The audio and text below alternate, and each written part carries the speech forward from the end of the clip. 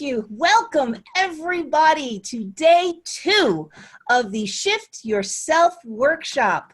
My name is Marianne Bjelke and I am your happy co-host here with Morgan O'Donnell. And hey everybody. My coffee has not kicked in. So woo, I hope you have strong coffee and I hope you're ready to take notes because you are going to be ready to shift your approach so we can best thrive in the post-COVID-19 world. Who's with me? Now I want you to open that chat window.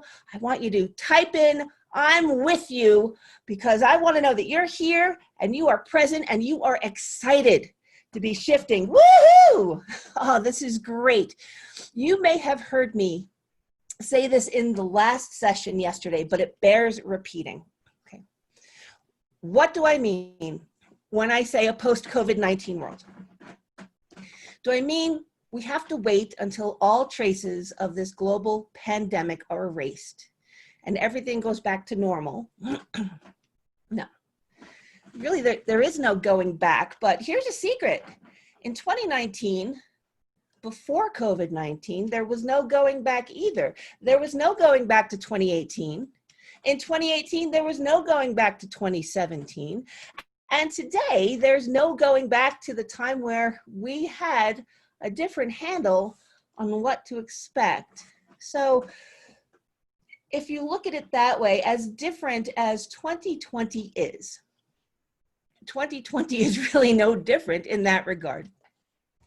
But what started out as a health pandemic will create long-lasting changes to the way that we live and the way that we work.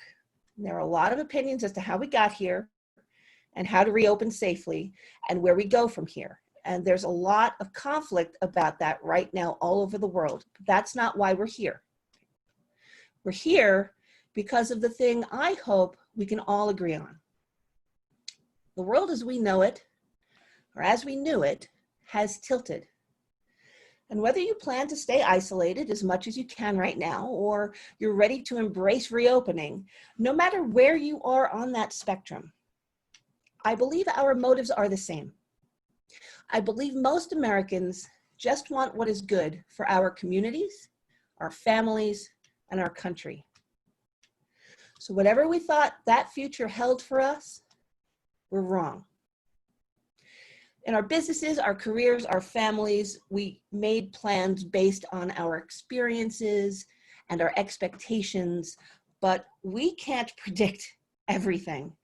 We can plan, but there will always be some unknown. Every strategic plan has an unknown variable, and here we are.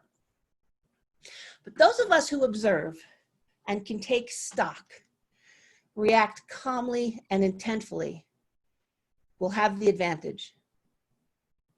Whether you're experiencing a reduction in income or sales, or you're not working at all right now and wondering how you're going to pay the bills, or maybe you're still working and this whole situation is just giving you pause for thought so you can reevaluate your priorities on how you approach earning your money. If any of these apply to you, you are in the right place. And I am so glad that you made the choice to be with us here for these 3 sessions over 2 days. Yesterday, in our first session, we learned how to shift our mindset about things we may have taken for granted in the past. We heard from Ava Finari and Boyd Hamlin on the power of our thoughts to quite literally change our brains, our bodies, and our reality. In our afternoon session today, Erica Yoakum and I will share the knowledge, support, and resources that can help you shift your station to thrive in our world no matter what it throws at us. We'll have some hands-on exercises to help you build a solid foundation for your success. And if there's interest in time, maybe we can do some hot seats. We'll see how it all goes. Today, right now, we will learn how to shift our approach to find our way in a new and very unfamiliar terrain. Morgan O'Donnell and I are here to give you some new ideas and a fresh perspective on a situation that's pretty murky on a good day. Hi, Morgan. Hello. Morgan is our career advisor and networking expert. And when she speaks later in the session, she is going to help us expand our community and our opportunities. Because things are pretty tilted right now. And that's the best word I've come up with to describe it. As of this morning, we have over 40 million unemployed. I've read reports that 2% of small businesses nationwide have closed and do not plan to reopen. I've read reports stating 2 out of 5 jobs lost may be gone for good. Industries are affected across the board: travel, tourism, service, recreation, entertainment, sports, spa and leisure, education, food production. I don't think any single industry is left unaffected. Workforces are reduced. Air travel is down 90% compared to last year. Schools are closed, family and friends isolated from each other. And with so many opportunities seemingly to have evaporated overnight, what new opportunities are there now for the entrepreneur, the professional, and the individual? This is not a unique event in our lifetime. We have suffered through losses, economic, financial, in the Great Recession, in 2008, the Great Downturn, and we have bounced back. In the next 2 hours, you're going to get some real actionable items that you can use right away to maybe help you address some of the areas of financial uncertainty that you may be experiencing. Now, here's my disclaimer. We're not lawyers, we're not financial planners, we're not therapists, but we are experts and have experience in our field and will give you tailored information to help you take action for the short term and the long term. I'm going to take you through the essentials of a masterclass that I offer to my clients who pay good money to get the value that I'm going to give you today for free. Okay? Ways to make quick cash, ways to identify what other talents and skills that haven't made you money before, but may be able to earn you money today. And I promise it's all legit and legal, and I'm not selling you anything. It's all about what you want to do, what you choose to do. To make a plan of action for the immediate, the short term, and the long term, and how to position yourself and where to position yourself so you can put your action plan into practice sooner rather than later and set yourself apart from the competition. Then we'll take a short break, and Morgan O'Donnell is going to give you her expertise. And they say it's not what you know, it's who you know. Well, frankly, it's both. But how do we network in a world where in-person events are gone, right? The chance of running into someone and being introduced. We were just talking before we came online, Morgan and I, the last time we met for tea in a coffee house, I was able to introduce her to a friend of mine that I was meeting after our appointment. And they were able to network. Those opportunities don't happen. So how do we expand our professional and personal communities to support us as we apply everything we learned in the first session today? Well, Morgan is going to show us exactly how to do just that. There will be time for Q&A for each of us. And again, if there's time and interest, we can do a hot seat where if you say, I want you to ask me these questions and delve into what my specific solutions will be. We'll take applicants from the participant field and bring you on, turn on your video. So during the break, if you're interested, maybe put on the official Zoom pants, as we call them, right? So turn off your phone, close your other tabs, tell the squirrels vying for your attention that you're too busy for the next 2 hours, and be prepared to take notes. Okay? I want you to get real value. So are you ready? Let me hear that you're ready. Type it in the chat. Say, I am ready, Marianne, and we are kicking this off. Okay. Woohoo! Love it, love it, love it. So let me share my screen here because there is so much value that we have a PowerPoint. Huh. I want you to be able to, feel free to take screenshots, by the way.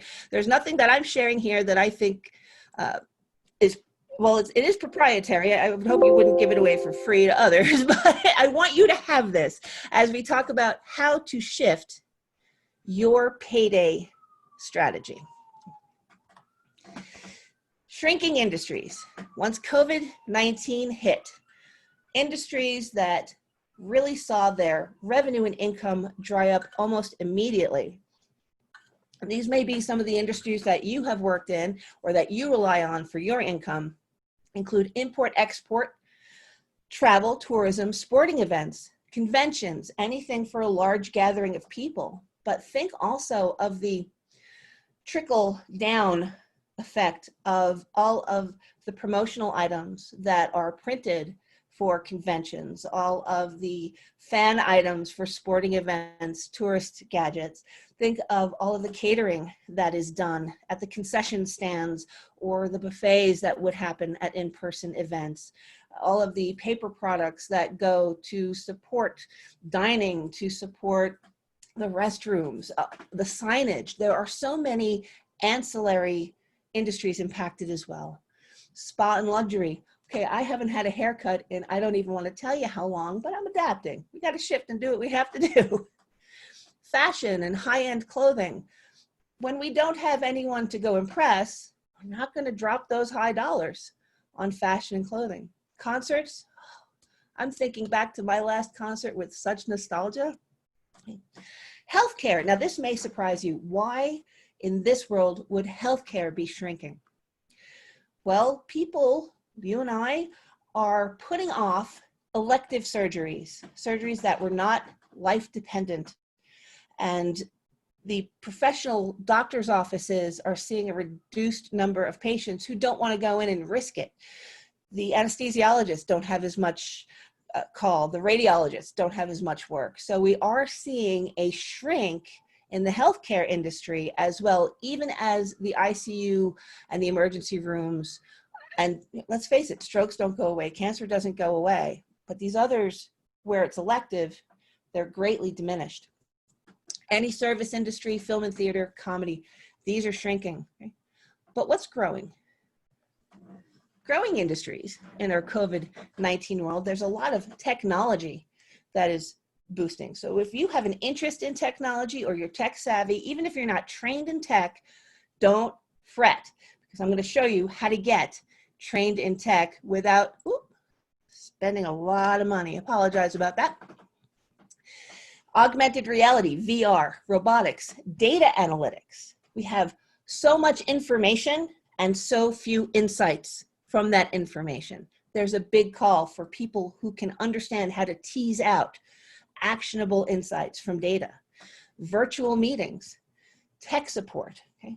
We know the online grocery, last mile distribution centers, not just the Amazon warehouses, but some smaller artisan items. Local artisans are a response to reverse globalization. Okay? For example, I'm a whiskey aficionado. I enjoy Japanese whiskeys and Scottish whiskeys, but one of the best whiskey distilleries I've found is in Colorado. And the second best is in New Mexico. Sorry, New Mexico. Localization, bringing things that we historically think of as far away and out of reach closer to us. We are one of the brewery destinations, or were when the travel industry was there, in Albuquerque. Supply chain resilience is a part of that, farm to table. Okay? Customer service across all industries, e-commerce retail, setting up an online shop, and niche shops are the way to go when people are looking for something specific. Okay? Industrial real estate, believe it or not, is taking off. As we bring these globalization manufacturing here back to local, there's a need for more land and more facilities. Dark kitchens, what do I mean by that? Dark kitchens are essentially restaurants that never had any intention of seating. They may be carry out only with a storefront. It may be a personal chef that you call and say, I would like X number of meals following X number of diet plan. Can you help me? So it's a more personalized than a Blue Apron, which is a mail order. And again, it's local. Makers, artisans, and e-learning.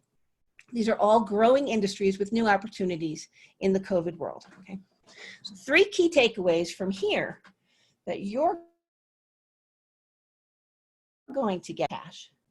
Maybe you have good plans, but you don't know how to bring the money in right now. And we need to do what we have to do before we get to do what we want to do. Take care of the short term. So we'll talk about how to shift for some quick cash, how to shift to upskill, and how to shift for new income. Okay. Now I'm going to ask Morgan, as I'm going through this, if there are any questions. I'm not able to look at that board, but please feel free to stop me at any time, ask some questions. And if you see anything, Morgan, I'm going to ask you to be that voice to relay that. No problem. Thank you. Before I go into what we should be doing, I want to share a little bit about me so you know who I am and where I'm coming from. Before I made a name for myself, albeit a moderately unpronounceable name, my name was Paige Marie Matris, and this picture is me in my adoption picture. Okay. When I was born, I was placed into the foster care, and here are Joseph and Loretta Lombardi. Loretta Lombardi was a nun at age 19 in Amityville, New York. This is back when there's full habit. I might be showing my age here, but if you remember the show The Flying Nun with the full-on regalia, this is the environment in which Loretta Lombardi entered the convent. They couldn't talk to anyone on the streets. In fact, they couldn't even leave the convent unless it was for a doctor appointment or a dentist appointment, and then they had to go in pairs. And she taught 5th grade math until realizing she had an even higher calling, to be a caregiver for children. She left the convent at 23, met and married my dad, spoiler alert. They had 3 children of their own and then had 7 foster babies. Now that's in a row, not in a pile, right? Okay, 7 foster babies. I was the last, and they kept me. When I was adopted, my name was changed from Paige to Marianne. When you're in school and when you are growing up and building your community and your tribe, you connect on things that you have in common. And quickly I learned that I did not have anything in common as far as being raised by an ex-nun and being adopted. So I quickly learned to listen to others, find out what their interests are, use their modes of communication, and to lighten the mood with comedy, because everyone loves to laugh. When I was 21, I became a stand-up comedian and made my living at it in New York City for about 2 years. Okay, now, then I got married, and that'll kill a joke, but that's a whole nother story. From there, I used my talent and gift for speaking to become the youngest customer service manager for a chain of 40 home improvement centers on the East Coast called Rickle Home Center. When I had joined, they were already on the downslope, but I worked with several stores and brought their sales up 30%. Unfortunately, it was not enough to save the whole chain, and that chain did go under. I learned valuable lessons there, enough to open my own retail store at age 25. An herb, tea, and gift store in Staten Island, New York, which became successful in under 2 years. I loved the business. I love everything about planning and building it up and making successful operations, but I didn't like New York. So sold it off, moved to New Mexico, and used my skills in business operations, speaking, and customer service to end up in an operations role over a 7-figure revenue stream for the subsidiary of the Hospital Association. And we won awards for the fastest growing technology company 9 consecutive years. In Albuquerque, that's the Flying 40. Okay. In each of these situations was a shift. Okay. Comedy, shifting to customer service management, shifting to being your own boss. opening your own retail store, shifting to managing teams in different states, in different countries sometimes, teams of marketers, CEOs, end users, technical, speaking different languages. And I left it when I had my son, and I realized that I needed to spend more time with him. It was time to shift again and have a work-life balance where I could be here more for him. So this is the experience I'm bringing to you as we talk about creating new opportunities. I have been doing this my entire life. Here we go. Here's your strategy for quick cash. Okay. Companies that are hiring now, if you are strapped for quick cash and you need money in, the best thing you can do is go where the demand is. It's not a newsflash. Okay. There are grocery, retail, pharmacy opportunities. There are Instacart personal shopper opportunities. There are carry-out meal delivery opportunities.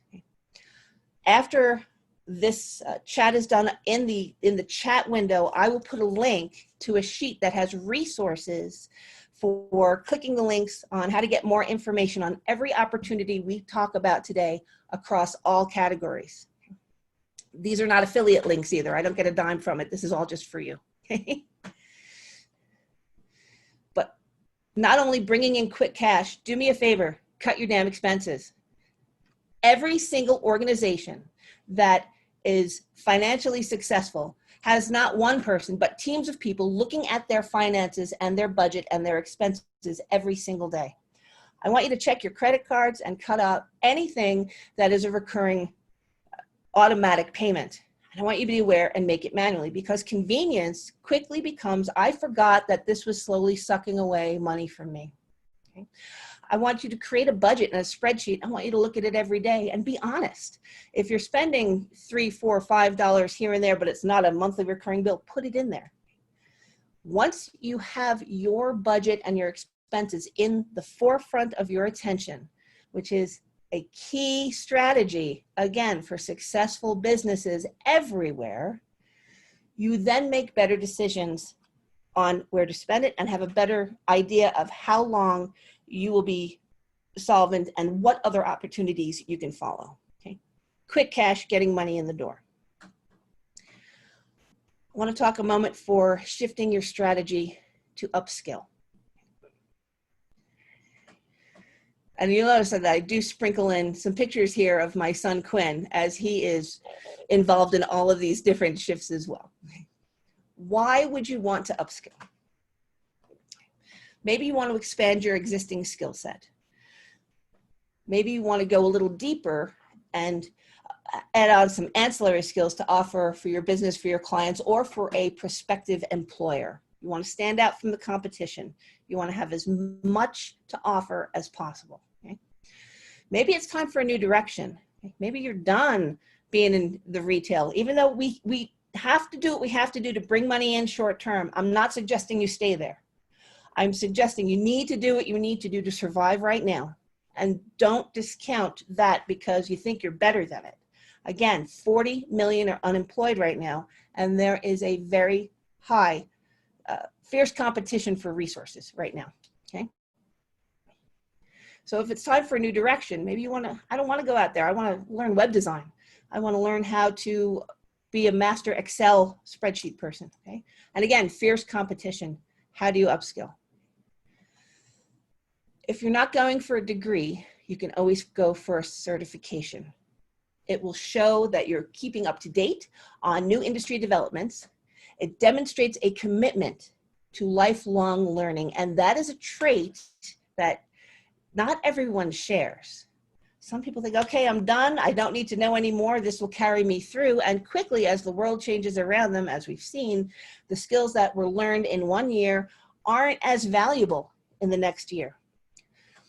I'm not suggesting that you go enroll in community college or pursue a degree here, and I'm not suggesting you spend money on this, and I have some solutions for you. There are two that I'm very happy to recommend right now, edX and Coursera.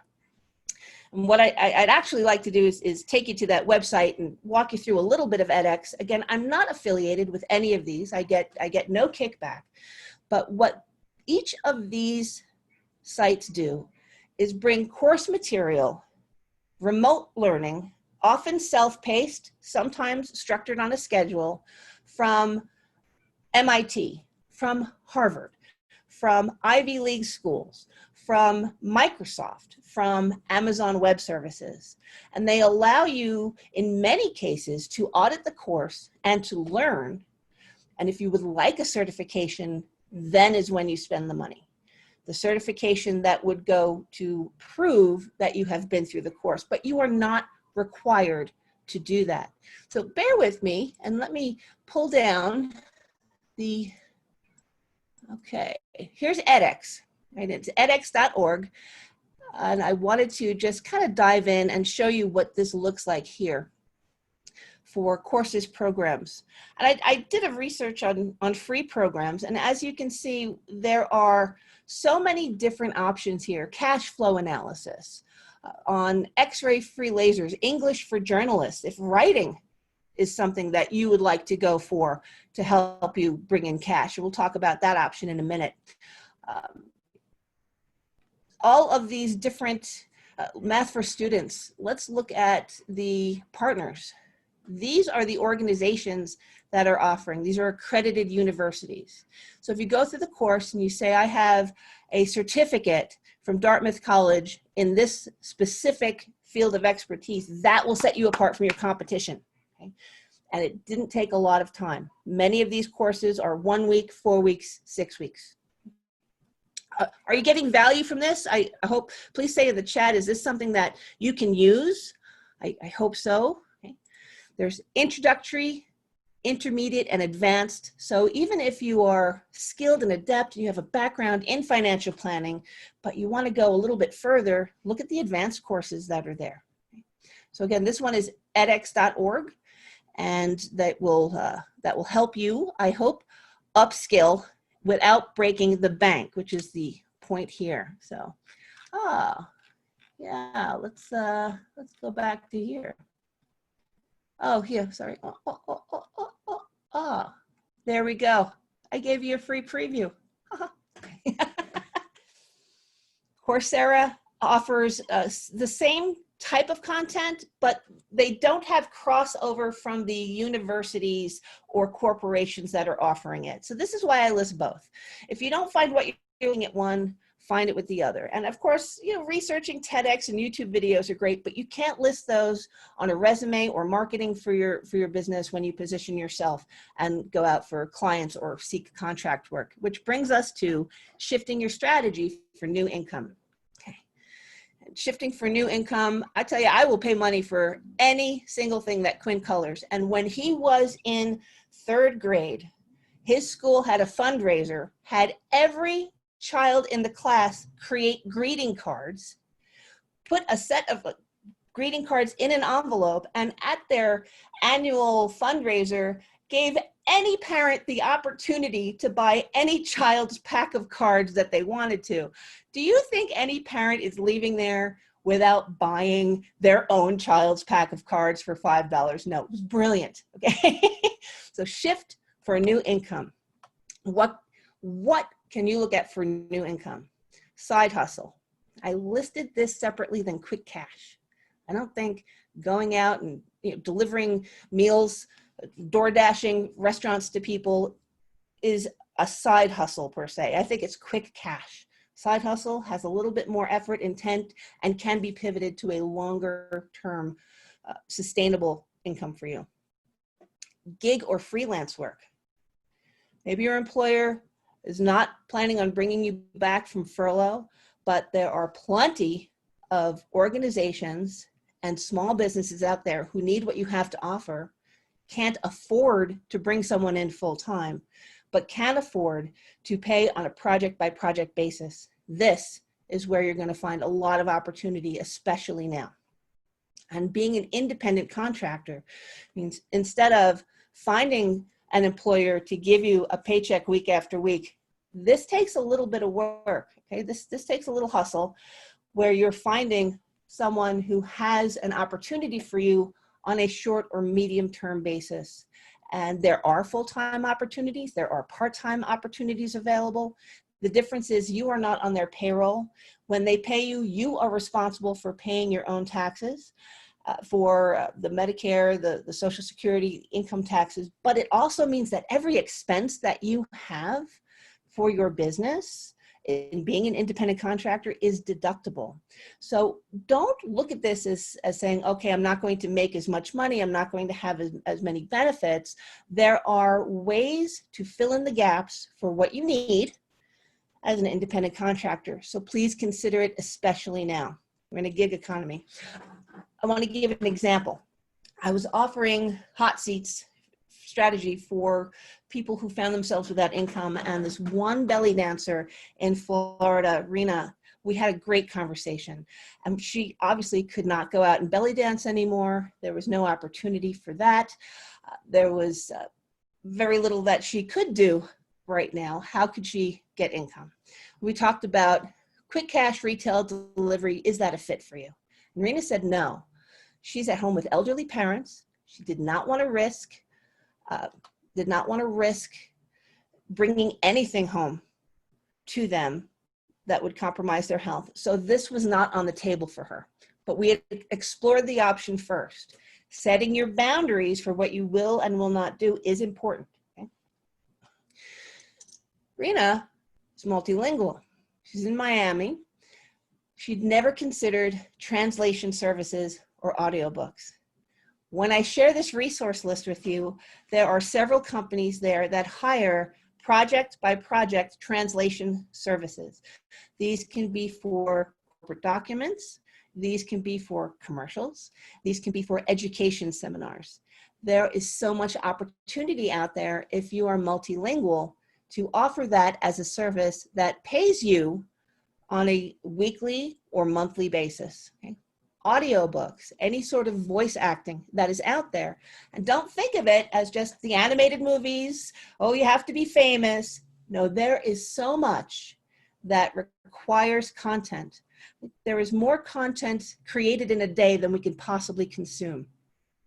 And many of these pieces of content need translation. And finally, virtual classes, but not just for belly dancing. There is a group of girls in the teenage population demographic who want to be influencers on Instagram. And Rena, model gorgeous, could not only share with them through OutSchool, which is a K through 12 school online, how to present themselves appropriately for the camera, but also how to recognize when there is inappropriate attention, because belly dancers deal with that a great deal, and how to handle appropriately to thwart any danger. Now, let me ask you, as a parent, if you had a teenage girl, would you want her armed with that information on the internet? You have an educational platform where parents choose and pay for class by class. It's one option for her, okay? So make a list. What are your strengths? What are your skills? What are your boundaries? In Rena's case, she would not go out and she would not do delivery. She would not expose herself. Don't blame her. But make sure you understand what your boundaries are. And what resources do you have access to? Some sort of marketing graphics software, perhaps, or transcription. Okay? I'm running close on time, so I want to kind of wrap it up. There is a need for content, especially now that more of us are online. So if you have music, photography, you've written articles, create video, anything of your own creation that you would like to put out there for sale. In addition to the potential for contract or freelance gigs, there's also stock sites. And what stock sites are bloggers, article writers, content makers, filmmakers, trainers such as myself, strategists, any professional who needs to put a presentation together. We're looking at content. The music you heard at the beginning of this session is stock music. Some of the slides have stock photography in there. Okay? If you have content, and again, on the resource list that I'm going to share, there are, I think, half a dozen sites that will accept your pictures, that will accept your videos, your articles, and if you're a musician, your music. And when people like myself are looking for those and we select it, we pay by the item that we choose to purchase. So as your items are purchased, you will collect some revenue, and it has the potential, if you build it up, to even be passive income for you over the long term. You can transcribe, translate, voice acting, be a virtual assistant. Later this afternoon, we'll hear from Erica Yoakum, who actually coined the term virtual personal assistant over 10 years ago. Educate, find your niche. The reaches are in the niches. Facilitate meetings such as this. If you have a knack for marketing and design or design websites, there's so much more. If you're looking for a freelance job to see what's out there, here are some sites. They're also on the list. I'll put it in the chat, okay, where there's so much more opportunity out there if you just know where to look. And I hope you're finding this very valuable. Once again, if you'd like to dive in with me, go to shiftmystrategy.com, fill out the application. If it's geared to business and you're an individual, please don't worry about it. It's so I can get information from you, and we go in and we hit the ground running. 20 minutes, no obligation, free. I want to help as many people as I can regain balance in this shifting world. Okay, so with that, I really thank how much of me you've been listening to here. Are there any questions at this time? Morgan, I'm going to ask for your help with that. While I put the link. Marianne, Mabel wants to know exactly what is a stock article. Okay, a stock article or stock content. You may have heard the term ghostwriting in the past, where someone has a need to put together a book, is typically the term or the context in which we hear this, and they hire someone to assist them with teasing out the information, the voice of the author who really doesn't put pen to paper, and this individual will write everything. Well, today, when, as I said, how many teenage girls want to be Instagram influencers? How many millennials and Gen X and boomers, doesn't even matter, want to be bloggers or are bloggers? How many sites are out there that are starving for content? Well, if you write an article, and let's say Mabel, I happen to know Mabel is very interested and an expert in Ikebana flower arranging. So Mabel, if you write articles on Ikebana flower arranging under your name and they have your personality to them, that's branded to you.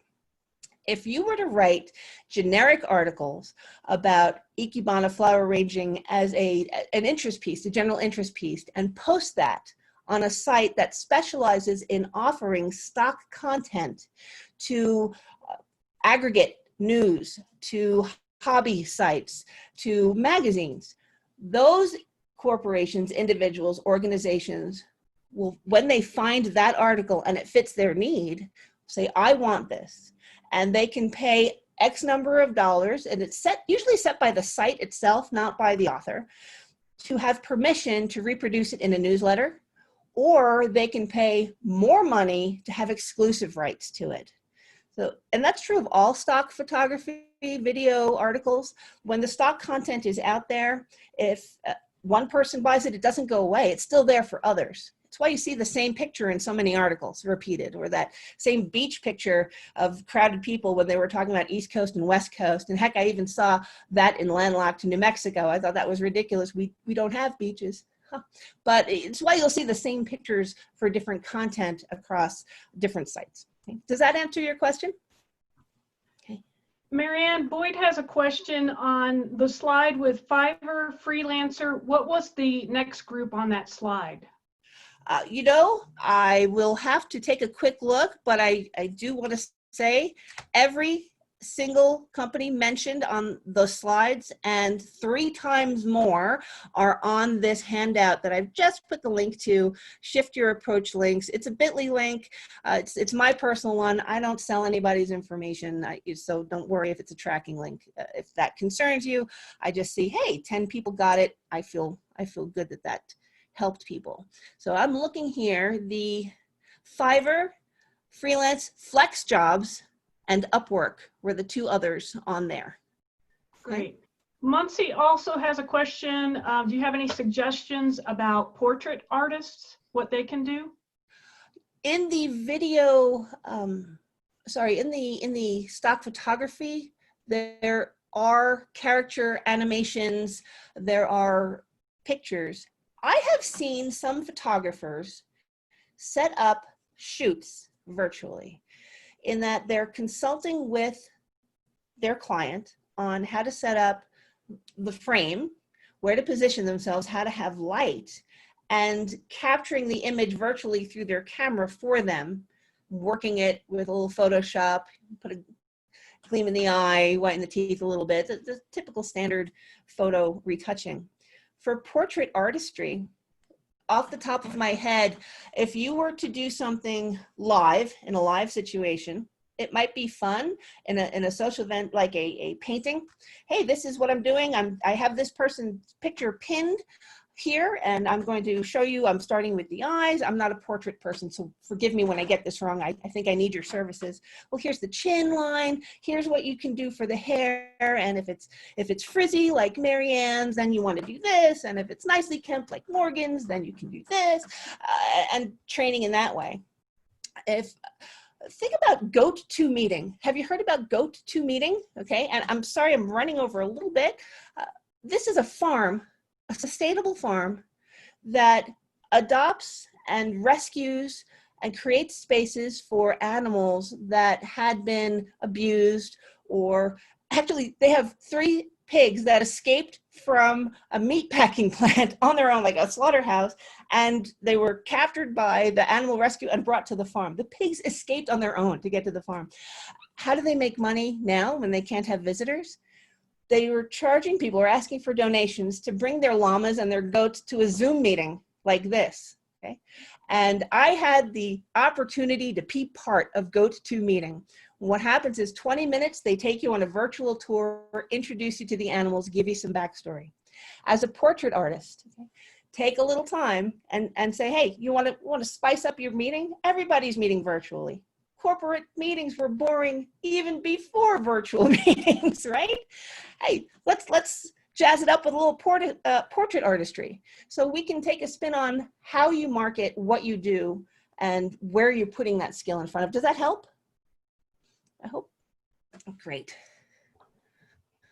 Boyd also has another question for you. He says, with some of these options, do you need to have a sole proprietor status to do it? Excellent question. Excellent question. Again, I am not a lawyer. I suggest you do look at SCORE and Small Business Administration, SBA, resources for questions you have on working for your own. But I can tell you that if you are working and your side hustle is bringing you in some money and your independent contractor work is $600 or less, you're not going to get any tax documentation on it, but you still need to claim it, okay? You still need to pay Uncle Sam what Uncle Sam wants. But your social security number acts as your business ID, your employee ID. And that is true even if you grow and you can have an LLC that is a single owner LLC and still not have to go through the bells and whistles of officially becoming a sole proprietor. Okay. If you choose to grow, look into getting a business license. It's not very expensive. In Albuquerque, I think it's $35 a year to get a business license to operate here. But starting out on this path, you don't need to do anything special. Just keep track of money that comes in, because you will need to put that on your taxes, whether or not they report it on your behalf, okay? Oh, and I see, now I can see the chat. CNM has a variety of resources available. Great. Okay, guys, we're just up at the time. Let's give everybody a few minutes, 4 minutes, okay, to have a bio break, heat up your coffee, go get that snack, let the cat in that you let out yesterday at yesterday's meeting, and then when we come back, Morgan O'Donnell is going to show us how to expand our network and our opportunities, even though we're kind of stuck inside. So this slide says that we'll be back at 10:20 a.m. Let me just, we'll be back at 10:22. Okay. So let me start the music, and when the music ends, we will be back. Thank you.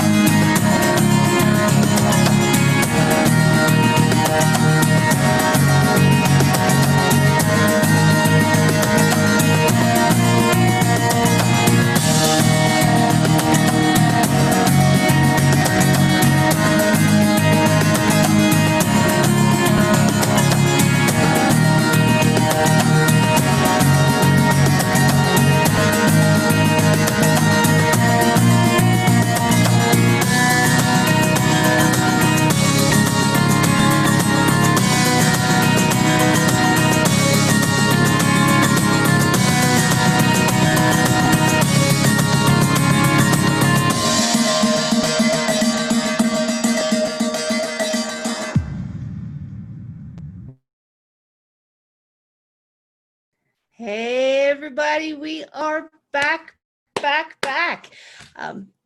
I'm seeing some feedback. I'm so glad this was of value to you. We've got much more to come, so stick with us. Today we have Morgan O'Donnell, who I had the pleasure of meeting. Morgan, was it only last year? It seems like it might have been years ago at this point, working together on an event for an organization called Read West, which tackles adult illiteracy and helps give adults struggling with literacy, opportunities, and skills. And let me tell you, as a result of that, my network has grown so much. I want to give a shout out to Muncie, who's here. I see in the audience, who's the director of that organization. Great work that you do. I can't say enough good things about your organization and what you do. But this is an example how meeting through this event has really had such an impact on our lives. This event today could not have happened the way it's happening unless that event and that connection was made so many months ago. Morgan O'Donnell is a career advisor and coach who helps people achieve their career goals and educational goals. And before launching her business, Carmo Partners, Morgan accumulated a wealth of job experience. She's got such an interesting history. She served in the US Army, trained as a Russian linguist for military intelligence. How cool is that, right? Wrangling books as a public services library associate, and over 10 years in higher education, where she advised graduate students and taught as an adjunct instructor, helped oversee a graduate recruitment program for Texas Women's University. Morgan has a knack for networking and a passion for helping people achieve career goals. And networking gets a bad rap. I don't know about you, but if you've ever come to our networking event, means come stand awkwardly in the corner and forcibly introduce yourself to people in a way that's hard for those of us. You may think I'm an extrovert. I am sociable, but really I'm an introvert. And networking is hard. But if you're like me and you're intimidated by it, we can learn from Morgan, who approaches it more from community building, and that feels right to me. So in this workshop, we're going to explore the power of community building via LinkedIn, which is the largest social media platform dedicated to professional networking. And Morgan's going to cover a few basics of what you need for your profile, ways to connect successfully, and what not to do, and more. So please join me in welcoming the one, the only, Morgan O'Donnell. Good morning, everybody. Give me just a minute to share my screen with you, and we will get started here.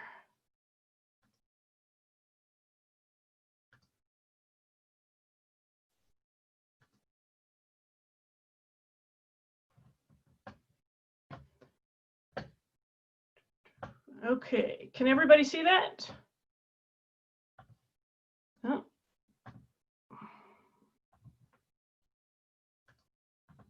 I was able to see that, Morgan.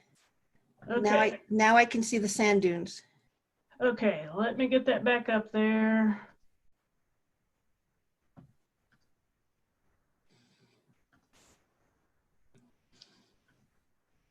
Okay, hopefully that is back up there.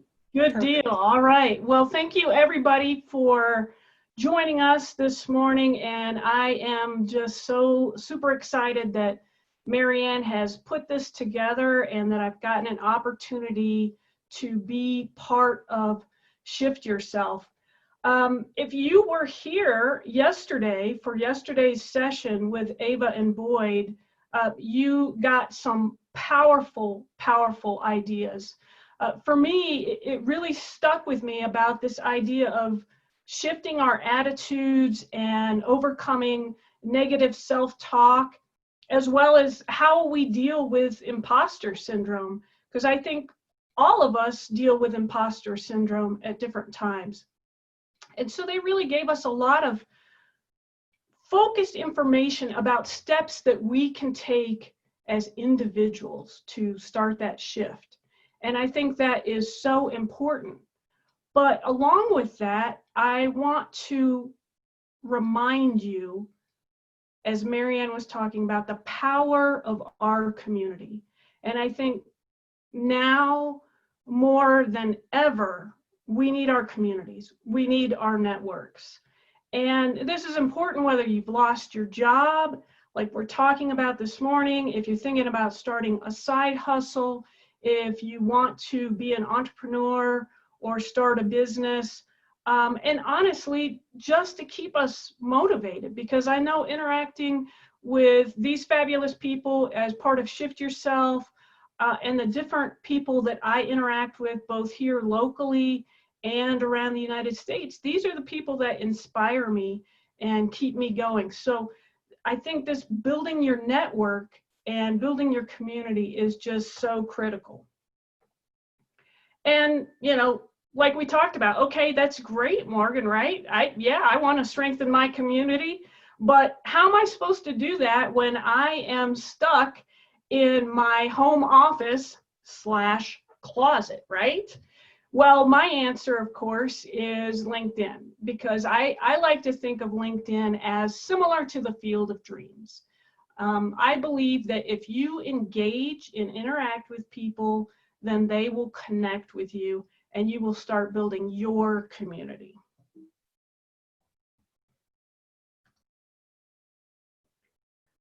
So let's get started. And although we talked about the focus of the webinar is really truly about building your community, we will touch just a little bit on a few of the basics and technical aspects for those of you that might be unfamiliar with LinkedIn. Okay, I have a question for you, and I want you to take a minute and type it into the chat and let us know, how do you feel about networking? Marianne shared how she feels about networking, but we want to hear from you. And Marianne, if you'll let me know what people are doing, here's some of your options. A, my middle name is networking. B, I'm not excited about it, but I go to events as needed. Or C, don't use the N word around me and then you run and hide in your closet. Which one are you, A, B, or C? We're getting some answers in right now. It looks like we have kind of an even match between A's and B's. One C there, here, but it's really all across, with one run and hide in my closet. So it's actually an even split across all three. And there are two Muncies. Two Muncies, great. Muncie has doubled herself. She's got so much work to do. Thank you, everybody, for taking part in that. And I'm going to let you in on a little secret. This used to be my face whenever someone mentioned networking to me. And like Marianne, I have very strong introvert tendencies. Honestly, networking sounded like a dirty word to me. I thought of it as very transactional. And I approached it that way until I started learning how to frame it differently. Yesterday, Ava talked about how words matter and how they impact our thinking. And for me, substituting the phrase building community instead of using networking, it made such a difference in my mental attitude and approach towards it. So if you are like that and networking is not your cup of tea, try reframing it or rewording it and finding something that works for you. Now, we talked about reframing and rethinking about it, and we talk about the importance of it, but you know, why? I mean, I don't know about you, but when I first started getting advice from my mentor about networking, I was like, why should I network? Well, I want to share this information with you by Allison Doyle on the importance of career networking.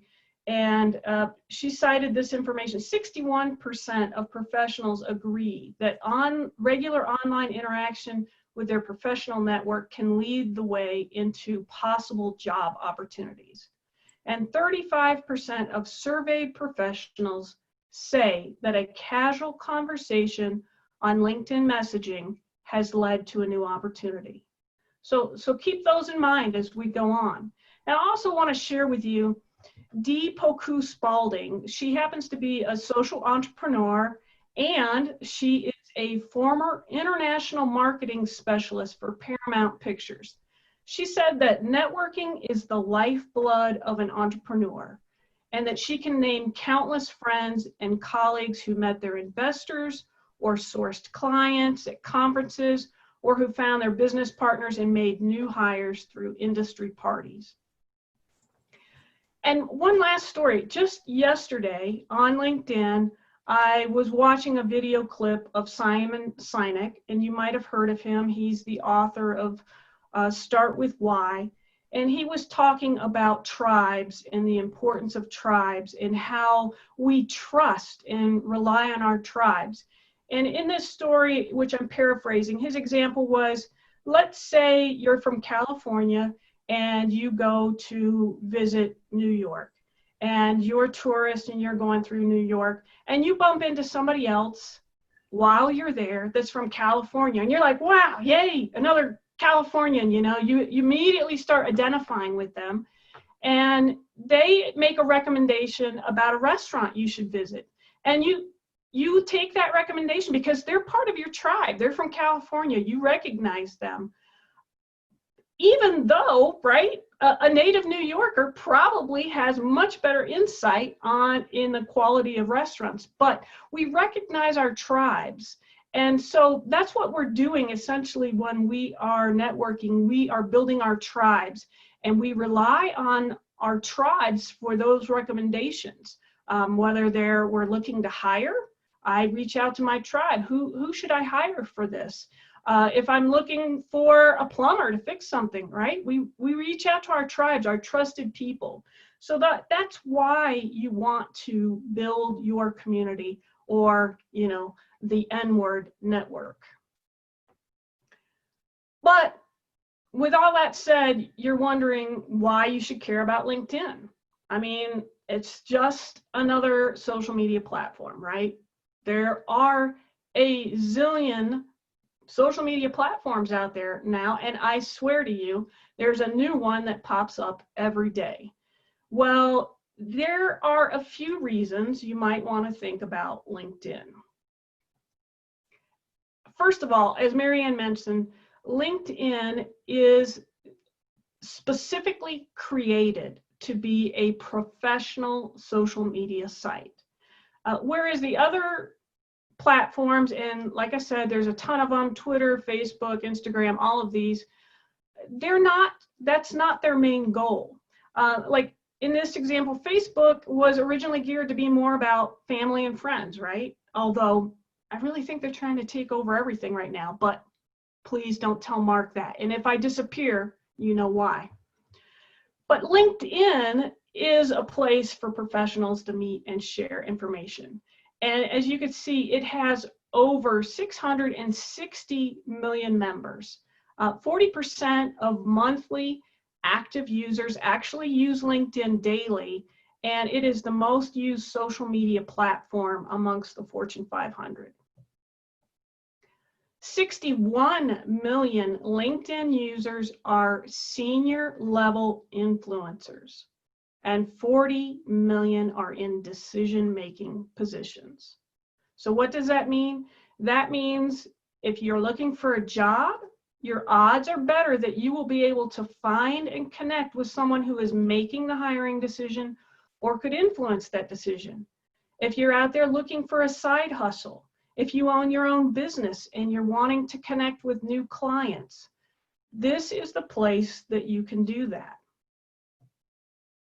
Okay, so hopefully with this information, you're ready to go and let's start linking. But before we do that, we need to make sure you're dressed, right? You wouldn't go to a networking event in your tighty whities. Well, maybe Walter White would, right?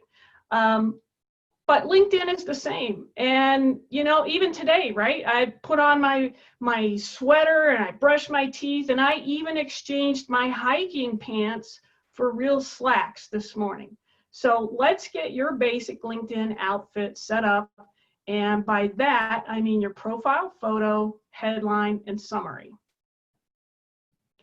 Now, there are a ton of resources out there about the best way to optimize your profile, write your job descriptions, use keywords in your summary, and I encourage you to check them out. But for our purposes, I just want to emphasize that you at least pay attention to your profile photo, your headline, and summary. Now here you can see a screenshot of my profile. As you see, I have a professional headshot for my profile photo. And while a professional headshot is nice, it's not required, so don't panic, okay?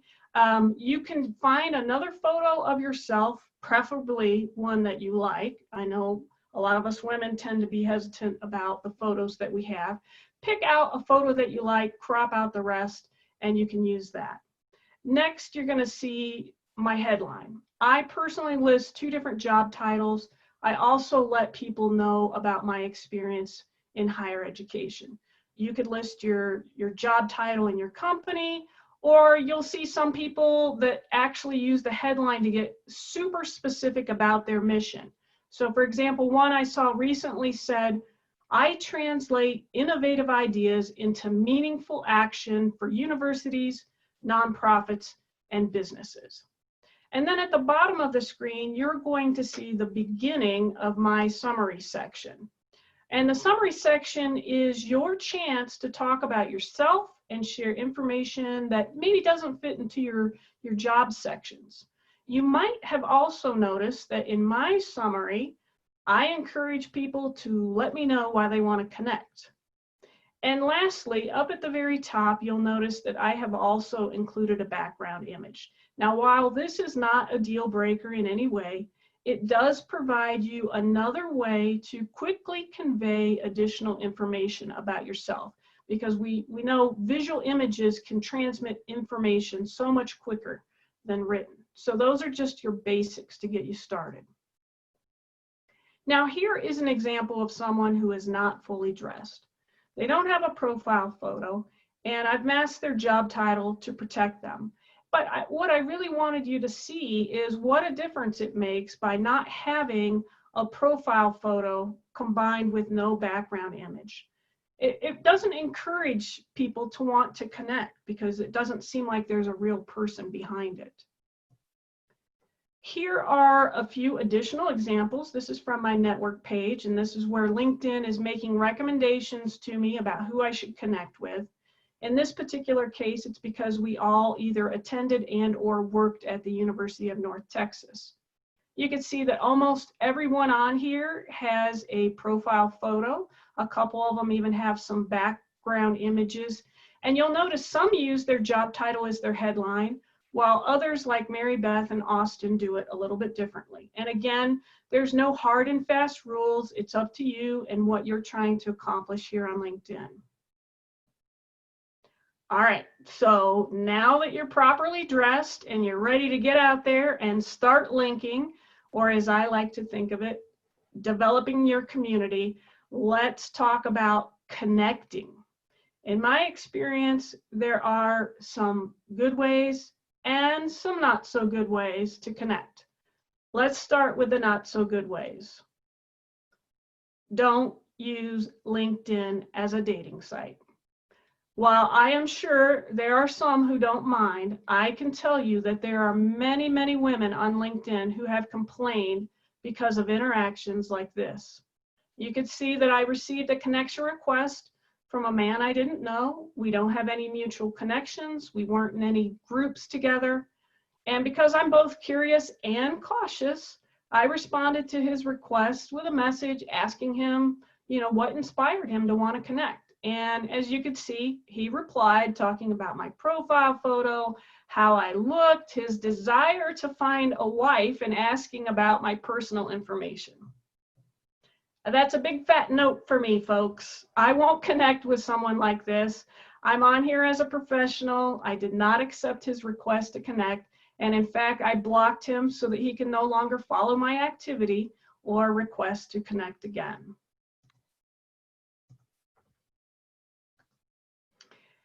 Another way not to build your community is by trying to immediately sell someone your service or product after they accept your connection request. When I get connections who do this, I immediately disconnect and block them. And honestly, this isn't even a good sales technique in my mind. So, how should you connect? Well, I think taking a little time and effort to make it more personalized goes a long way. For myself, I like to write notes. This is an example of a connection request I sent. I met this person on an article she had shared on LinkedIn, and I asked a question about the article. She responded, giving me additional information and said she'd be happy to talk about it further. I figured that was a great opportunity to actually request a connection. And so I wrote this message and sent it to her. And I'm happy to say we are now connected, and I'm looking forward to talking with her in the future. This is another example where I read actually a helpful comment on an article. And the comment was so helpful that it inspired me to look at this person's profile.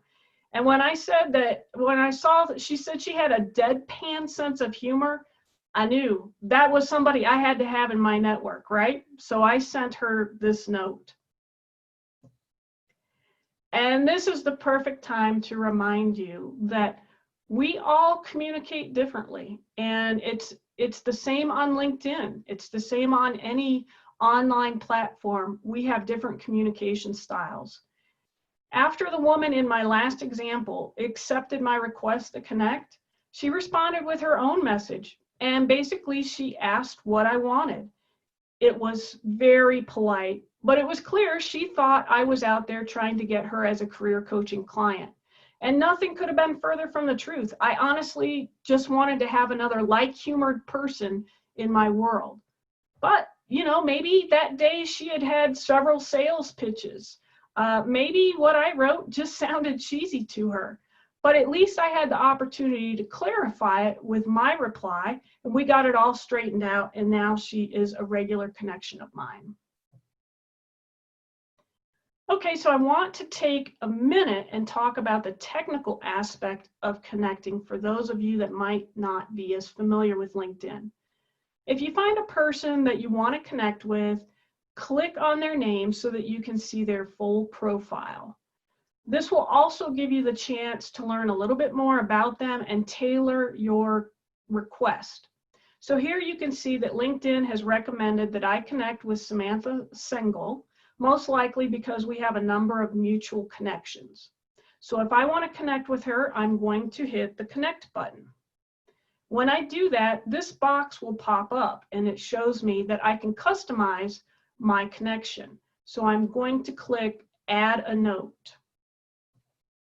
When I click add a note, it pops up with this box, and this is where I can put the notes in that I showed you examples of. Now, I do want to point out that this example that I'm showing you is on the desktop version of LinkedIn. It will look a little bit different on mobile. I also want to tell you and remind you that these social media platforms change rapidly. So what I'm telling you today, you could go on there tomorrow and it could be completely different. In fact, when I was doing a training on this a couple weeks ago, this was different. And so I had to change my slides specifically for this because it's already changed just within a few weeks. Now, hopefully this has given you enough information. You're ready to go out there, you can start connecting with people. And once you start connecting with people, then you want to engage and strengthen your community, because there's no sense in racking up 500 people and you're not interacting with any of them. I'm not saying you have to interact with all 500 of them. That might be kind of overwhelming, but you do want to interact with your community, right? So let's talk about how you can engage and strengthen that community.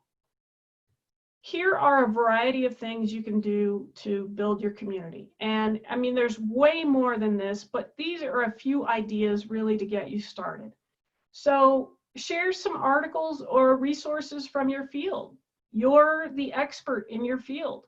If you're an engineer, share some articles about engineering. If you're a hairstylist, share some ideas. Marianne and I need ideas about how we can deal with our hair and not getting a routine trim. Another thing you can do is comment on other people's posts. And when you comment on other people's posts, take a little time. Now, we all do this where we'll say, hey, great post, thanks for sharing, I really liked it. And I do it myself as well. But it really has much more impact if you could take a little time, you read the article, read whatever they shared, and talk about why that post was meaningful to you or how it impacted you. And just because it's a professional networking site doesn't mean you're limited to sharing articles or resources from your field. Share information that you find helpful or meaningful. So if you read an article on 7 tips on how to improve your sleep during the COVID crisis, I bet you there would be a lot of people that would appreciate you sharing that article. You could talk about a book you're reading and what you've learned from that book. You could share an inspirational quote. Again, these are just a few ideas to get you started. Here is a real-life example of engaging and connecting. So about a month ago, I shared an article about why we should ignore all the pressure to use this time to learn a new language, cook like Julia Childs, get buff like The Rock. And one of my connections liked that article. She commented on it. And it just so happened that my connection was connected with one of the directors from the Senior Source. So the director from the Senior Source liked my original article, but then she also shared it and she acknowledged it by tagging me in it. Well, of course, I appreciated that. I was also very interested in how she knew our mutual connection. And I wanted to learn more about the Senior Source and what they did. So I sent her a connection request and we started talking via LinkedIn Messenger. One thing led to another, and I ended up on a Zoom call chatting with her and her team about how we might collaborate, and voila, I ended up doing a webinar for them. To me, that is a true example of the power of LinkedIn and the power of networking. So, although LinkedIn is a professional site, that doesn't mean you have to talk about business 24/7. We're human, right? And that's how we relate to each other. So here are a couple examples of using humor and just having a little bit of fun on LinkedIn. You can also take it offline. And what do I mean by take it offline? Well, just because you connected on LinkedIn doesn't mean it has to all stay on LinkedIn. This isn't like Las Vegas, right? So let me share the story of my friend Sunitha. About 10 years ago, I think it was in 2011, I was exploring coaching. And at the time, I was interested in learning coaching techniques so that I could better advise my graduate students. I started researching coaching on LinkedIn and I ended up finding Sunitha. She and I connected, and then I asked her if she would be willing to write a blog post for our department, and she did that. I kept interacting with her, and later on I actually hired her as my career coach to help me work through some different questions that I had. After we completed my coaching, we still stayed in touch. We exchanged letters, cards, had the occasional phone conversation. And then last summer, she accompanied her husband to New Mexico on business so that we could actually meet in person. And we were able to have lunch and tea together and just had a lovely time talking in person. Again, I do want to encourage you to use your own judgment. As Marianne said, we're not lawyers, doctors, certified experts in any way, shape, or form, although we may or may not have stayed at a Holiday Inn last night. So use your judgment. Not everyone's on LinkedIn to create community. Some people are just there to sell. You personally may not feel comfortable giving out your personal phone number. You may not want to meet somebody. So just keep those things in mind and do what fits for you personally. Recommendations. Let's take a moment to talk about recommendations because they are an important part of LinkedIn, whether you're giving or receiving them. For someone who is looking for a job, a promotion, or wants to shift into a new profession, recommendations can be a powerful boost. My personal rule of thumb is that I only give recommendations that are genuine. And you can see here, I've given a recommendation to Marianne. As she mentioned, she helped out Read West last year for our 30th anniversary and was MC and did an awesome job with that. So think about that you can give recommendations to people for things that they've done. And I want to encourage you right now in this time, even more powerful way to help people and boost yourself up. Boyd talked yesterday about struggling with depression and things that we can do to help eliminate that. And for myself, if I'm helping somebody else, that helps me. And giving a recommendation is a way that you can do that. So you don't have to wait for somebody to ask you for a recommendation. You can go out and give a recommendation today. Now, you do need to be connected to that person in order to give a recommendation. So you can't just go out and give a recommendation to somebody that you're not connected to.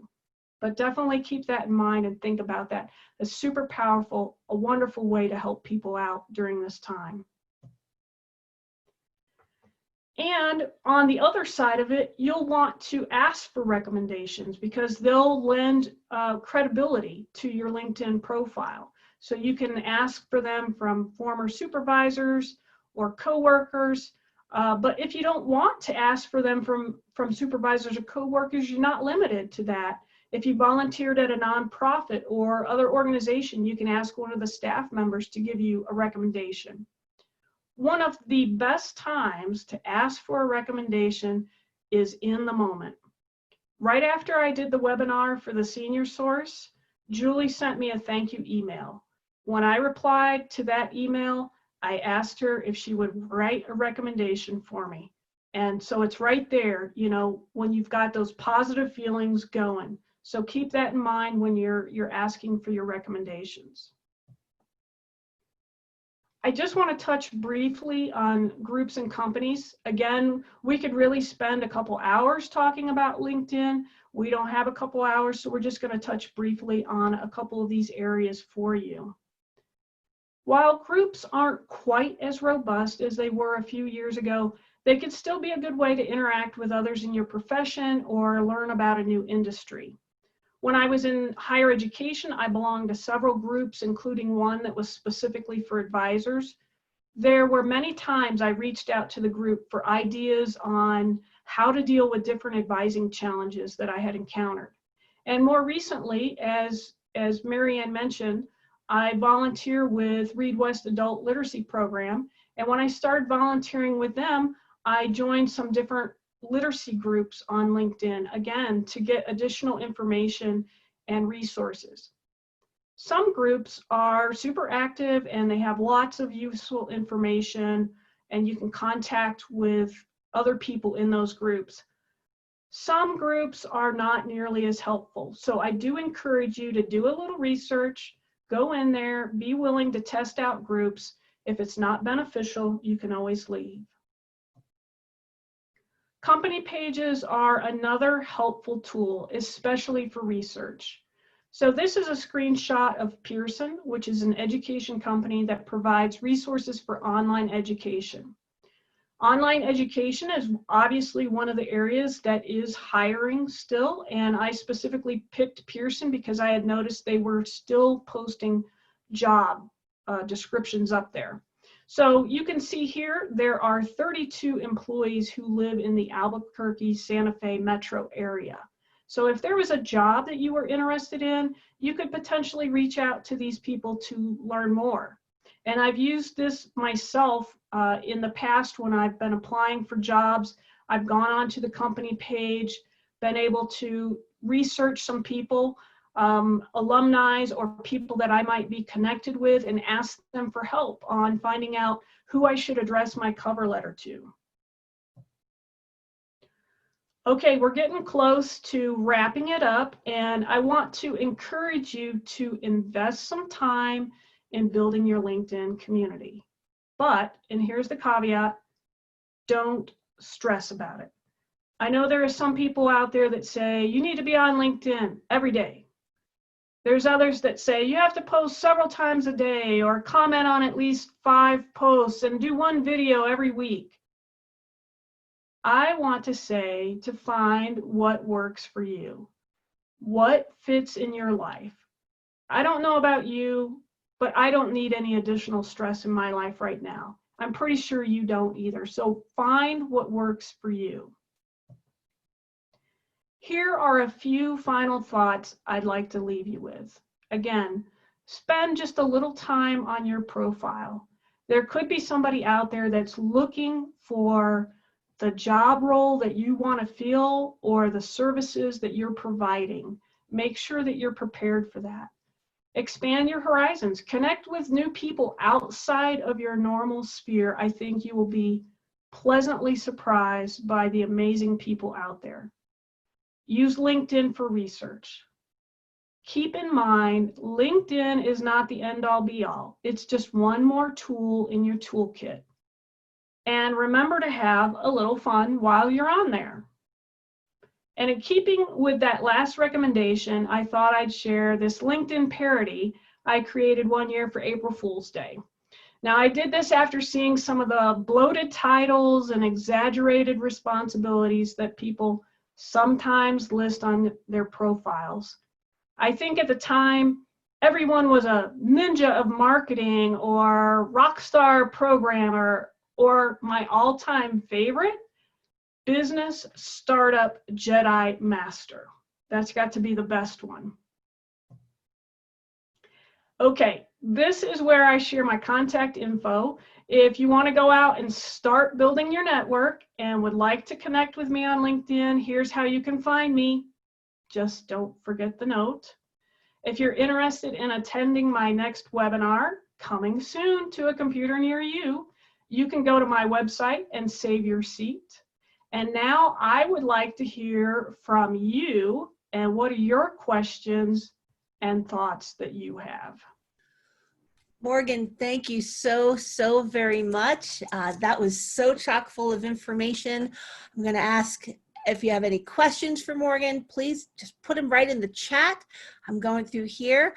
I want to say the feedback right from the beginning was thanking you for reframing networking into community building, because that's made a difference in how some of our panelists or some of our attendees are able to really connect with that. And I'm included with that as well. So thank you. Let's get some feedback here. After giving everyone a chance to put in some questions to think about this, if you missed any part of yesterday with Ava and Boyd Hamlin, fear not. We're going to bring back Boyd for a discussion here in just about 5 minutes. And I have some great news for you. We're offering lifetime access to the recordings for the entire Shift Yourself workshop. So if you missed part of today and you wanted to catch up, or you missed part of yesterday, or you want to just play them back again because there's just a lot to take in, we're offering lifetime access here for $29. The videos will be ready in about a week. I am posting them to Facebook for 48 hours on the Strategic Business Solutions Consulting page. So we'll have a watch party there starting tomorrow. Yesterday's session goes up tomorrow. This session will go up Saturday, and the afternoon session will go up Saturday afternoon. If you'd like access to the lifetime access to the recordings, I just put almost a hyperlink into the chat window. There you go. And I want to say a portion of the proceeds from this is going to benefit Barrett House. Barrett House is an Albuquerque organization that helps provide shelter and resources for battered women and their children, especially in this time. It's so needed when there's safety insecurity, food insecurity, shelter insecurity. So we're very, very happy to be able to help support such a good cause. Now, let me see if there's any questions here. I know I don't hear one from Boyd. This is simple. I know the results can be very profound. Those boys thanking you. About hashtags. Yes, great. Across social media. How many is too many? How many is not enough? I think everybody's going to tell you a different answer. I personally don't like a lot of hashtags, especially on LinkedIn. On Instagram, and I'm not an Instagram expert, I do see a lot of people using more hashtags on Instagram. On LinkedIn, typically the maximum I will do is 5 hashtags. I really think any more than that, and it gets kind of overwhelming, and it also distracts from the text of your post. Okay. And Good you're question. right. I think I get a different answer no matter what. I have a running joke on my personal Facebook page where I will create a hashtag that has never been created before. So instead of putting hashtag workshop, hashtag webinar, I might put hashtag shift yourself was the most amazing 2-day event with great speakers, and just go on forever. And the point of a hashtag, for those who may not be as familiar, you've seen them, I'm sure, but if you click on it, it becomes a link. It will act as a search engine shortcut for you, whether you're on Twitter or Instagram, LinkedIn, Facebook. I think it started on Twitter, but it really has taken over the social media by storm. It's become standard across all platforms. If you click on a link for hashtag entrepreneur, you will see other posts that include hashtag entrepreneur as a result. When you're selecting a hashtag, the reason why you'll see so many variations of the same theme is to help facilitate that content being found by someone looking or clicking on that hashtag in someone else's post. Keep that in mind as you're posting on social media. Great. Wow, Morgan, this was just fantastic. There's so much to take in. I want to give a mention to the independent contractor work that we had spoken about earlier.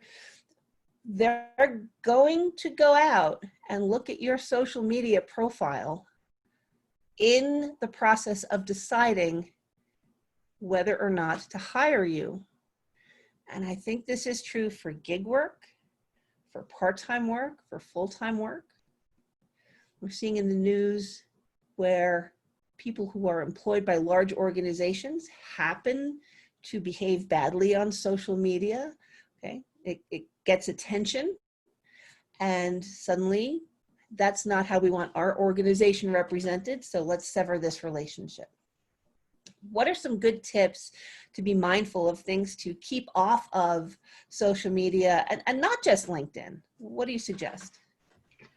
Well, really, it's tough to say for sure, because certainly when we were in higher ed, we would tell students, you don't want photos of you attending the kegger party and getting totally smashed. That's not going to help your case when you're looking for a job right after you've graduated. But honestly, I think some of the challenge now that we have on social media is that people are easily offended by almost anything that you post, right? So perhaps I post a picture of myself with my step granddaughter, and I think it's a perfectly cute picture and fine, and there's going to be somebody that's upset. I posted a picture of my granddaughter. She didn't give me permission to do that. I'm exposing her to the world. So I think you're going to have some challenges. But again, you want to use common sense, right? What I would probably start off thinking is, when I post something, is this something that my grandmother would approve of? Is this something my mother would approve of? Is this something that might cause a problem with my boss?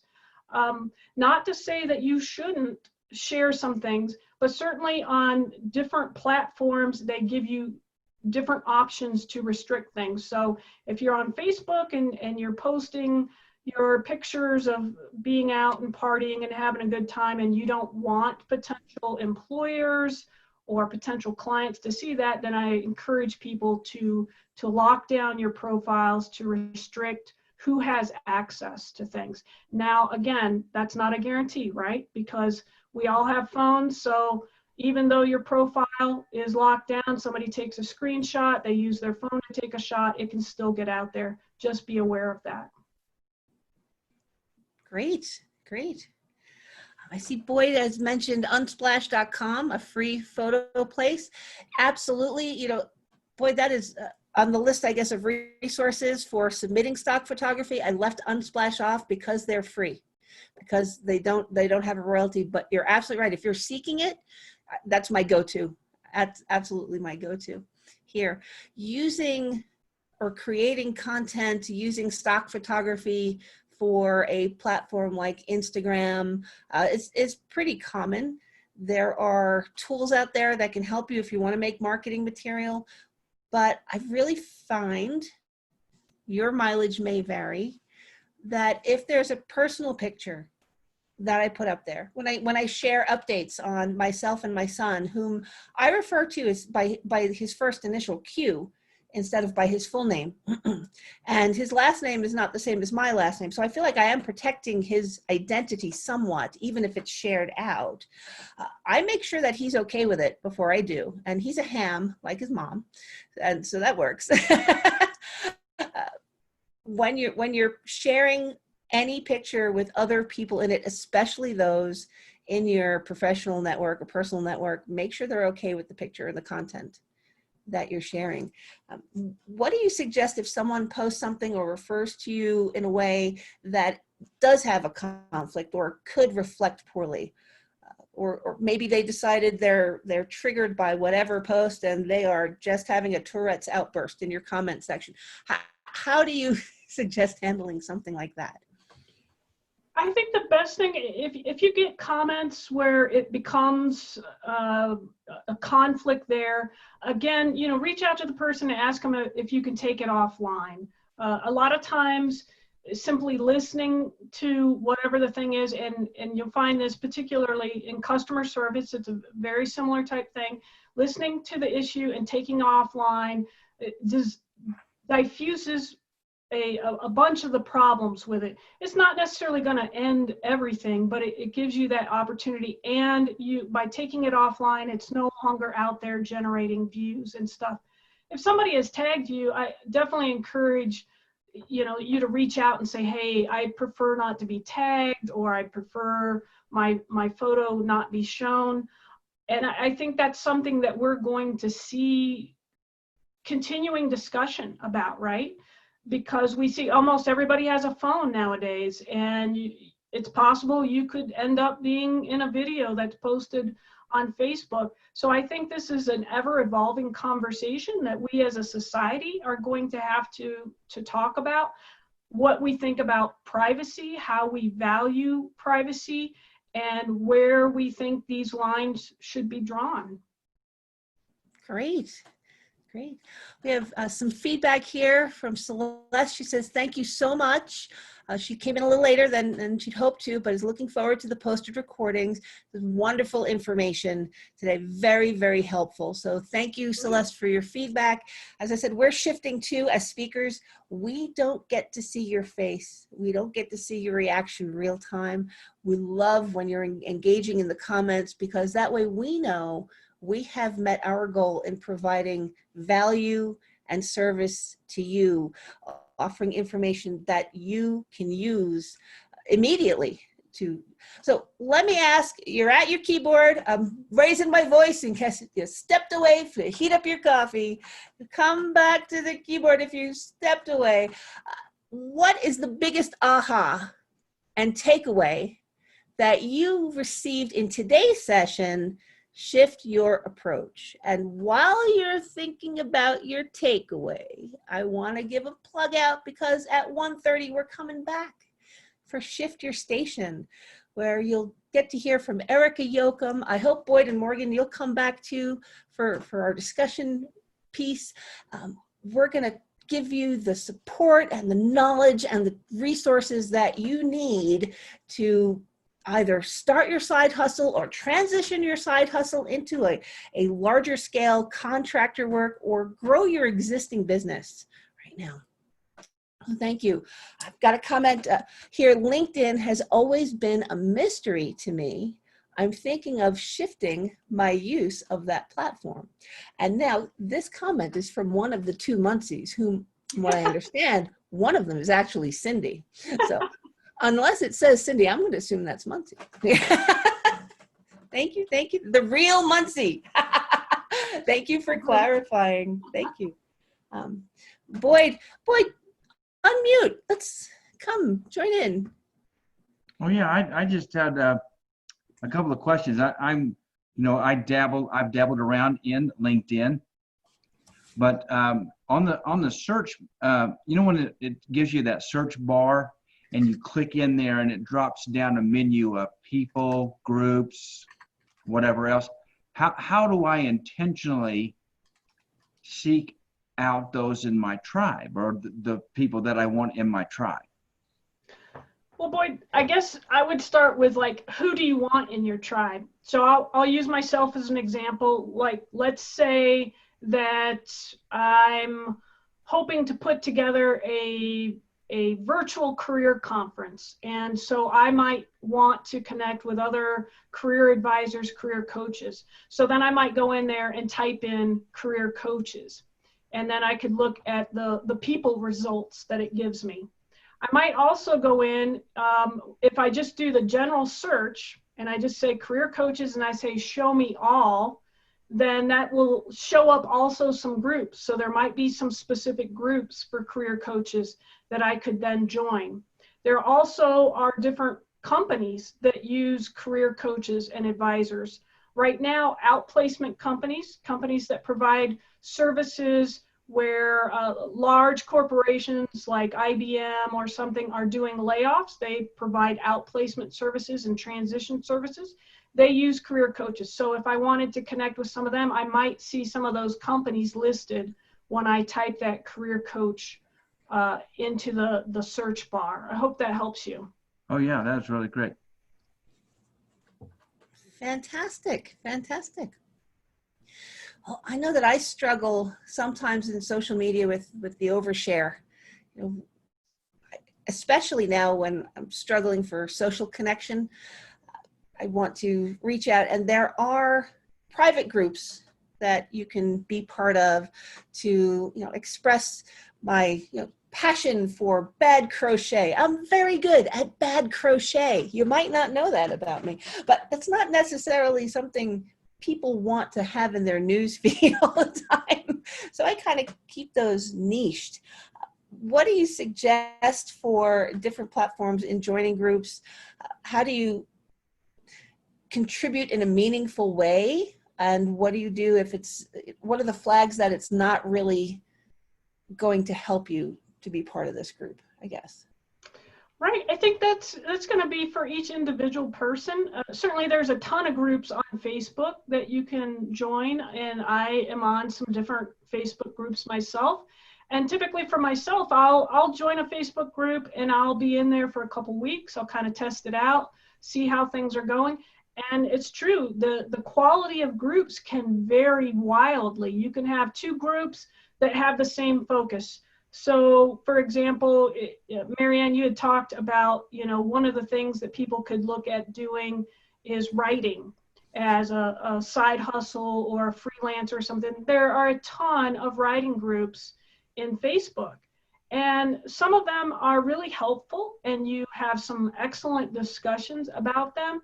And some of them are basically, it's a closed group, and it's like you share your link, and then you have to go click, like, interact with two other people's links, and it almost is like an echo chamber. I personally don't find that you're getting your information out there, or you're getting exposed to a wider audience. So for me, I don't necessarily find a group like that where you're doing that kind of engagement. You have these rules about you have to engage with a certain number of people.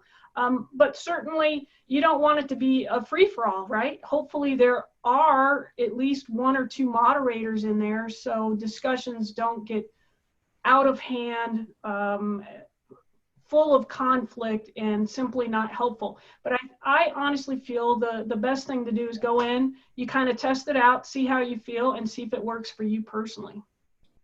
And what are your thoughts on starting your own group? Sure, tons of people start groups. If you feel like there are you've got a handful of people that are ready to join and you want to discuss something, you can get something started with that handful of people and then it might grow from there. Well, fantastic. Thank you so much, Morgan. I learned so much. All the feedback that we're getting, you know, whether it's just the panelists or everyone, is so powerful and so potent. I'm so glad that everyone has come here today to help shift your approach. I hope you've gotten real value from here. That was our intention. And again, in just 2 hours at 1:30 Mountain Time, we're going to reconvene for Shift Your Station with Erica Yoakum, again, the first virtual personal assistant who has helped stand up businesses, and she's an operations expert. I know I relied on her a lot to get some of the behind the scenes for this event in place. Can't wait for you to meet her. She's just an energetic powerhouse. And then I'll come in and we'll talk about building a solid foundation. So you've made the decision. This is how I want to grow my business. I want to do this. How do you define what your direction will be? How do you build a solid foundation to keep you on track? And how do you define what success looks like for you? These are all essential factors in ensuring every action that you take is in alignment with your vision. And we'll go over that this afternoon. I'm so excited. Again, Facebook, the recording for yesterday, previews tomorrow. It'll be up for 48 hours. Strategic Business Solutions Consulting, the page on Facebook. Go there, like it, watch the video while it's there. Once again, I want to put that link. Please consider the lifelong recording access here. Again, you'll be helping out Barrett Foundation in Albuquerque. You will have access to this great information on demand whenever you want it, because it's going away on Facebook. It won't be up for more than the weekend. And after that, next week, you're going to think, wow, I still feel great from this amazing event, but what was it that Morgan said I should not do? Or that was so good. I wanted to see that April Fool's profile. What a fantastic idea was that, right? So thank you, thank you, thank you. We look forward to having you come back here at 1:30. I'm going to give you 9 minutes of your morning back here and wish you all a great morning. Come back for Shift Your Station, and we will wrap up this amazing Shift Yourself workshop.